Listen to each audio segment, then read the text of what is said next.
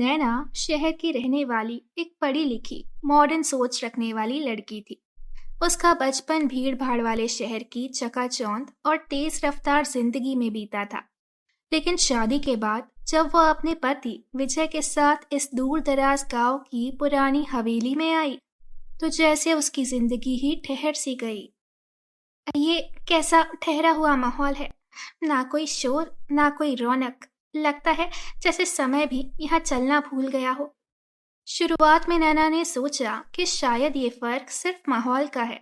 शहर की रौनक के बाद गांव की शांति और सादगी थोड़ी अजीब लग रही है। लेकिन जल्द ही उसे एहसास हुआ कि बात सिर्फ शांति तक सीमित नहीं है।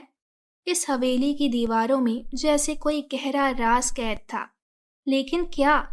ये महीनों बीत जाने के बाद भी उसे समझ नहीं आया। रातों को अक्सर उसे दीवारों में हल्की खरोंचों जैसी आवाजें सुनाई देती थी। सुनो, तुम्हें कुछ अजीब नहीं लगता इस हवेली में?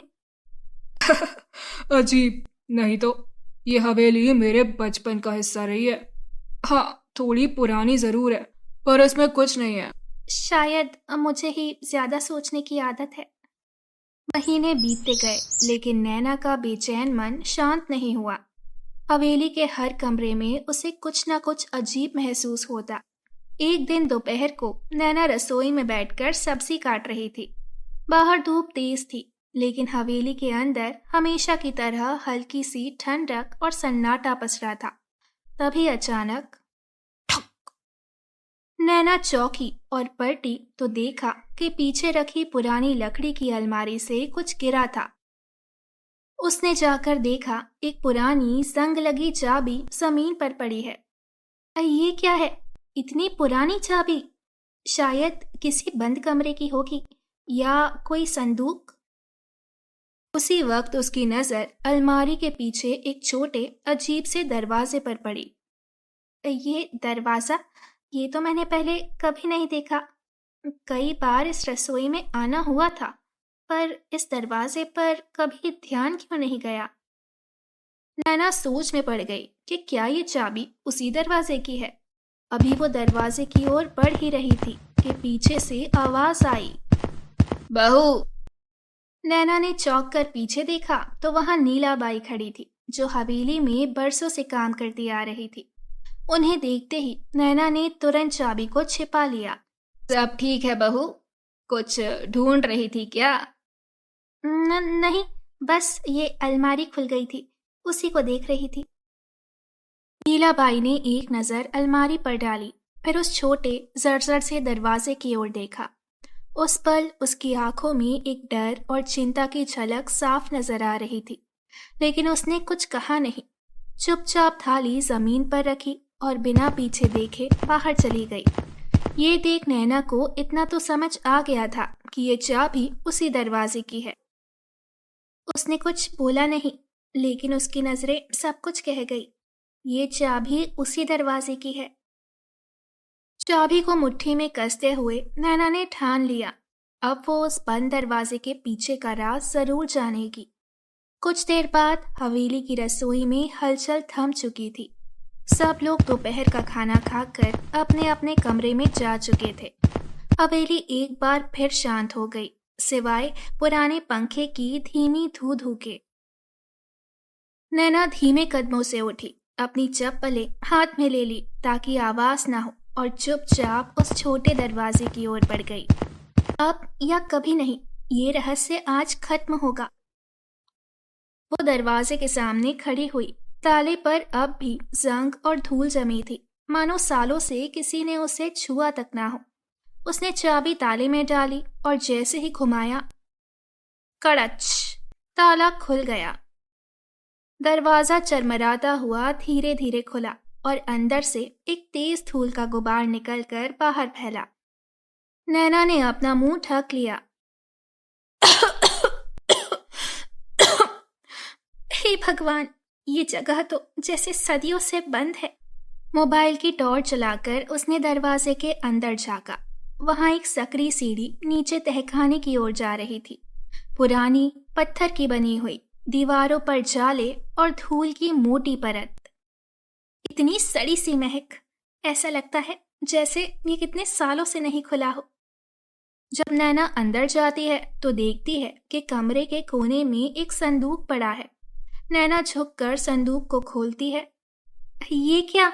लाल कपड़े में लिपटी डायरी और ये फोटो एल्बम।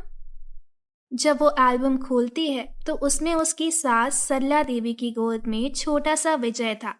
लेकिन उनके बगल में ये लड़की कौन थी? ये बच्ची कौन है? माँ जी ने तो कभी किसी बेटी की बात नहीं कही। यही जानने के लिए जब वो डायरी खोलती है तो उसके पहले पन्ने पर स्याही से लिखा था, मेरी गुड़िया, मेरी बेटी, तुम कहाँ चली गई? उस रात की तुम्हारी चीखें आज भी मेरे कानों में गूंजती है। ये पढ़ के नैना हैरान रह गई। आखिर कौन है ये लड़की? क्या हुआ था इसके साथ? और क्यों घर में कोई भी इसकी बात तक नहीं करता? अगली सुबह नैना खाना बना रही थी, लेकिन उसका दिमाग अभी भी उस तस्वीर और डायरी में लिखे हुए शब्दों में उलझा हुआ था। उसने सोचा कि नीलाबाई इस घर में पिछले 30 सालों से हैं, तो इन्हें उस लड़की के बारे में जरूर पता होगा। ये ख्याल आते ही उसने डरते हुए नीलाबाई से पूछा, नीलाबाई, माँ जी की कोई बेटी भी थी क्या? ये सुनते ही अचानक से नीलाबाई घबरा गई। ये क्या कह रही हो बिटिया? ये सब तुमसे किसने कहा? बताइए ना नीलाबाई, आखिर क्या हुआ उस लड़की के साथ? बिटिया, ये सब बातें मत छेड़ो। गड़े मुर्दे उखाड़ने से कोई फायदा नहीं, सिवाय बर्बादी के। ये सुनते ही नैना को समझ आ गया कि नीलाबाई कुछ तो इसके बारे में जानती है और वही है जो इस राज से पर्दा उठा सकती है। इसीलिए वो बार बार जिद करने लगी। आखिरकार नीलाबाई ने तंग आकर कहना शुरू किया, वो बच्ची उनकी अपनी थी, मैडम की सगी बेटी, मगर साहब की नहीं। सरला मैडम के पहला प्यार से थी वो बच्ची, स्नेहा, शादी के पहले। साहब ने कहा था कि वो बच्ची उनके नाम पर कलंक है, उसे बाहर फेंक दो, लेकिन मैडम नहीं सुनती। विजय के पैदा होने के बाद तो साहब की नफरत और भी ज्यादा बढ़ गई थी। फिर एक रात वो आए और मैडम की गोद से बच्ची को छीनकर किसी अनाथ आश्रम भेज दिया। कहाँ, किसी को पता नहीं। नैना ये सुन के हैरान रह गई। उसके पास शब्द नहीं थे कि आगे कुछ बोले। अगले दिन सुबह नैना अपने कमरे में बैठी सरला देवी की डायरी की आखिरी एंट्री पढ़ रही थी। अगर कभी मेरी गुड़िया लौट आए तो उससे कहना, माँ ने हर रात उसके लिए आंसू बहाए हैं। वो नाम, वो हंसी आज भी मेरे अंदर जिंदा है। ये पढ़ते ही नैना की आंखों में आंसू भर आए। वो गहरी सांस लेकर उठी और डायरी लेकर सरला देवी के कमरे में पहुंची। सरला देवी खिड़की के पास बैठी बाहर खेतों की ओर देख रही थी। माँ जी, मुझे आपसे कुछ कहना है। मैंने आपकी डायरी पढ़ ली है। ये सुनते ही सरला चौंक गई। डायरी? नहीं, तुम्हें वो नहीं पढ़नी चाहिए थी। वो मुंह फेरने लगी जैसे कोई राज अचानक सबके सामने आ गया हो। माँ जी, आपको अब और छिपाने की जरूरत नहीं है। आपने माँ होकर जो सहा वो कोई सोच भी नहीं सकता। एक बेटी को अपने आप से अलग करना, वो भी जिंदा होते हुए, कितने मुश्किल रहे हुए होंगे आपके लिए इतने साल। हर रात स्नेहा की तस्वीर आंखों में होती है नैना। उसकी हंसी, उसके नन्हे हाथ, सब याद है मुझे।